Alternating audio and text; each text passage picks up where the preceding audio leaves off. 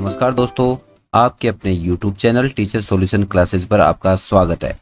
साथियों, निदेशालय राज्य बीमा और प्रावधायी निधि विभाग की तरफ से यह आदेश जारी किया गया।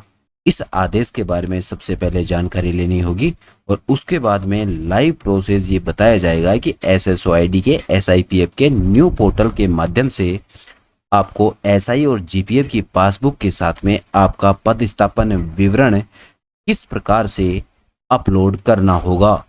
संपूर्ण प्रोसेस के लिए बने रहिए इस वीडियो पर। साथियों, अभी तक चैनल को सब्सक्राइब नहीं किया तो पहले चैनल को सब्सक्राइब कर लें, बेल आइकन प्रेस करें जिससे कि आने वाले वीडियो के नवीनतम नोटिफिकेशन आपको समय पर प्राप्त होते रहें। साथियों, यहाँ जो ये आदेश आया था इसका विषय दिया गया था कि राज्य बीमा की रिकॉर्ड बुक और GPF की पासबुक में पदस्थापन विवरण के अर्थात SI की पासबुक, GPF की पासबुक और पदस्थापन विवरण की जानकारी आपको SIPF पोर्टल पर अपलोड करानी है। साथियों, यह आप खुद अपने मोबाइल के माध्यम से अपलोड कर सकते हैं। विषयांतर्गत सूचित किया जाता है कि राज्य सरकार की वर्ष 21-22 की बजट घोषणा के बिंदु संख्या 249 द्वारा विभागीय योजनाओं में कार्य प्रक्रिया के अधीन स्वीकृतियों एवं भुगतान प्रक्रियाओं की जटिलताओं के सरलीकरण एवं ऑनलाइन करते हुए दस्तावेजों की अनिवार्यता को समाप्त किए जाने एवं डीम्ड तथा ऑटो अप्रूवल जैसे प्रावधान किए जाने की घोषणा की गई थी। इसी बजट घोषणा को क्रियान्वित करने के उद्देश्य से यह कार्य किया जा रहा है, जिसकी अनुपालना में विभाग द्वारा वर्तमान में सेवारत राज्य जो कर्मचारी हैं उनकी GPF बीमा रिकॉर्ड की स्कैनिंग करके SIPF पोर्टल पर अपलोड करने के लिए GPF योजना की प्रथम कटौती से मध्यावधि कटौतियों तथा राज्य बीमा में अब तक जारी बीमा अनुबंधों को पूर्ण सत्यापन कर SIPF पोर्टल पर फ्रीज करने का कार्य एक अभियान के रूप में विभाग के सभी जिला कार्यालयों में ये दिनांक 30 सितंबर 2022 तक चलाया जा रहा है। उक्त अभियान में SIPF पोर्टल पर सभी कार्मिकों के राज्य बीमा GPF खातों को पूर्ण करने हेतु विभाग द्वारा राज्य बीमा रिकॉर्ड बुक, GPF पासबुक और पदस्थापन विवरण SIPF पोर्टल पर अपलोड कराने हेतु संबंधित आहार वितरण अधिकारियों कर्मचारियों को व्यक्तिगत अथवा दूरभाष, SMS या प्रेस नोट के माध्यम से सूचित किए जाने के उपरांत भी आशानुरूप प्रगति नहीं हुई है, जिससे बजट घोषणा के अनुरूप जो अभियान चलाया जा रहा है उसको गति नहीं मिल पा रही है। उल्लेखनीय है कि SIPF पोर्टल के नवीन वर्जन में अर्थात SIPF के न्यू पोर्टल पर एम्प्लॉय डैशबोर्ड में अपडेट ई-बैग यूटिलिटी में कर्मचारी स्वयं अपनी पासबुक राज्य बीमा हो या GPF की अपलोड कर सकते हैं। इस कार्य में यदि किसी प्रकार की तकनीकी समस्या हो तो विभाग के जिला कार्यालय में संपर्क किया जा सकता है।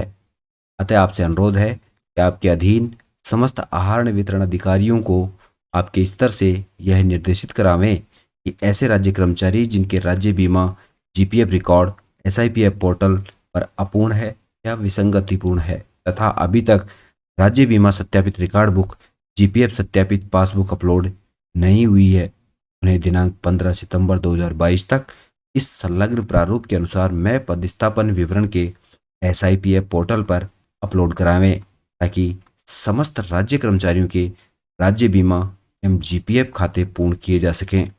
SIPF पोर्टल पर समस्त राज्य कर्मचारियों के अनुसार रिकॉर्ड पूर्ण होने पर ही यह विभाग पेपरलेस पैटर्न पर त्वरित एवं बेहतर सेवाएं प्रदान कर सकेगा। साथियों, इसी आदेश के क्रम में यहाँ राज्य कर्मचारी पदस्थापन विवरण भी संलग्न किया गया है। साथियों, इसकी PDF आपको इस वीडियो के डिस्क्रिप्शन में लिंक प्राप्त होगा, उस लिंक को क्लिक करके इसकी PDF आप प्राप्त कर सकते हैं।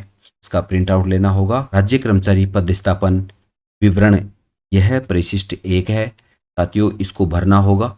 यहाँ सबसे पहले कर्मचारी का नाम आएगा, के बाद में साथियों पिता या पति का नाम, पद एवं विभाग का नाम, एम्प्लॉय ID, राज्य बीमा पॉलिसी की यहाँ संख्या दर्ज होगी और GPF खाता संख्या यहाँ पे दर्ज की जाएगी। इसी प्रकार से साथियों क्रम संख्या के अनुसार यहाँ कॉलम दिए हुए हैं। यदि इसमें आपको और अधिक कॉलम की आवश्यकता है तो नीचे आप कॉलम अपने हाथ से बनाकर भर सकते हैं। पदस्थापन अवधि की बात करें तो यहाँ पर पदस्थापन अवधि लिखी जाएगी। साथियों पदस्थापन स्थानों का विवरण यहाँ आएगा।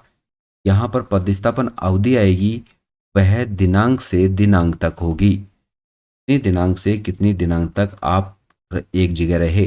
उसके बाद में पदस्थापन स्थानों का विवरण आपको यहाँ देना होगा कि वह पदस्थापन स्थान कौन सा था। इसके बाद में कोई विशेष विवरण हो, आप इस कॉलम में दर्ज कर सकते हैं। इस प्रकार से साथियों 10 तक कॉलम दिए गए हैं। यदि ये कॉलम पूर्ण हो जाते हैं तो आप नीचे इस कॉलम को बढ़ा भी सकते हैं। बढ़ा करके नए कॉलम की लाइन खींचकर आप इसमें अपना कार्य पूर्ण कर सकते हैं। इस प्रकार से अंत में यहाँ हस्ताक्षर कर्मचारी के होंगे और साथियों मोबाइल नंबर भी अवश्य दर्ज करें। उसके बाद में आप इसकी फ़ोटो खींचकर पीडीएफ तैयार कर लें। साथियों आपका सबसे पहला काम होगा कि यहाँ पर आप एसआई की पासबुक और जीपीएफ की पासबुक, साथ ही यह सेवा विवरण, इन 3 दस्तावेजों की पीडीएफ तैयार करनी होगी। आप स्कैनर के माध्यम से एसआई जो डायरी है उसकी स्कैन करके उन फोटों के माध्यम से आप पीडीएफ तैयार कर सकते हैं। जीपीएफ सत्र वाइज जीपीएफ के भी आप डायरी के पन्नों की स्कैन कॉपी करके और उनका पीडीएफ तैयार कर अपलोड कर सकते हैं।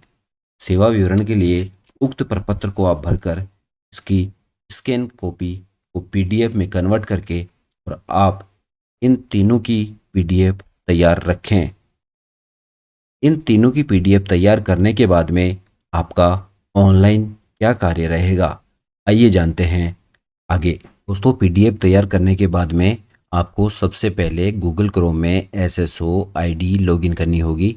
एसएसओ आईडी लॉगिन करेंगे तो आपको कुछ इस प्रकार से होम पेज दिखाई देगा। साथियों यहाँ पर सबसे पहले शपथ पत्र दिखाई देगा। यहाँ आप नीचे की तरफ दिए हुए टैब शपथ लें, इस पर क्लिक कर देंगे। के बाद में इस प्रकार से ये फ्लैश मैसेज दिखाई देगा धन्यवाद का, इसको बंद कर दें। अब साथियों आपको करना है state insurance and provident fund का यह जो न्यू टैब है उस टैब पर कार्य करना होगा। State insurance and provident fund का ये ओल्ड पोर्टल है और यहाँ पर साथियों ये 2 नंबर पे जो दिया हुआ है न्यू, उस टाइम लिखा हुआ है न्यू, साथियों इस पर क्लिक करना होगा। इस पर क्लिक करेंगे तो आपके सामने इस प्रकार से SIPF का होम पेज ओपन होगा। साथियों यहाँ पे सबसे पहले profile, service, salary, transaction, relationship, notification, NPS, SI, राज क्रेडिट, जीपीएफ, एसआई डेबिट और जीपीए। यहाँ साथियों आपको कुछ नहीं करना है, इसको ऊपर की तरफ स्क्रॉल करना होगा। जीपीएफ एसआई की पासबुक अपलोड करने के लिए और सेवा विवरण अपलोड करने के लिए आपको यहाँ नीचे की तरफ दिए हुए अपडेट ई बैग पे क्लिक करना होगा। साथियों इस पे क्लिक करते ही यहाँ पहले से डॉक्यूमेंट की डिटेल आपको दिखाई देगी। यहाँ first and further declaration form यहाँ डॉक्यूमेंट है, उसको देखने के लिए और डाउनलोड करने के लिए आप इस ऑप्शन पे क्लिक कर सकते हैं। उसके बाद में इंश्योरेंस बैक कवर, ये आपका यहाँ अपलोडेड है। View document from e vault देखने के लिए यहाँ क्लिक कर सकते हैं।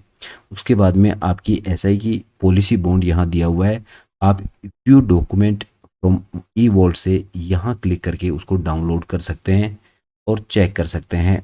साथियों इस पासबुक अपडेट करने के लिए यहाँ ऊपर की तरफ आपके यहाँ सेलेक्ट स्कीम का ऑप्शन दिया हुआ है, इस पर क्लिक करेंगे तो यहाँ दिया हुआ है साथियों जीपीए, जीपीएफ, जीपीएफ, सेब और ये डिटेल दी हुई है। साथियों यहाँ अब बात करते हैं जीपीएफ की। जीपीएफ सेलेक्ट करने के बाद में सेलेक्ट डॉक्यूमेंट का ऑप्शन यहाँ आएगा। साथियों यहाँ पहला ऑप्शन दिया हुआ है additional ledger first, additional ledger second, additional ledger third.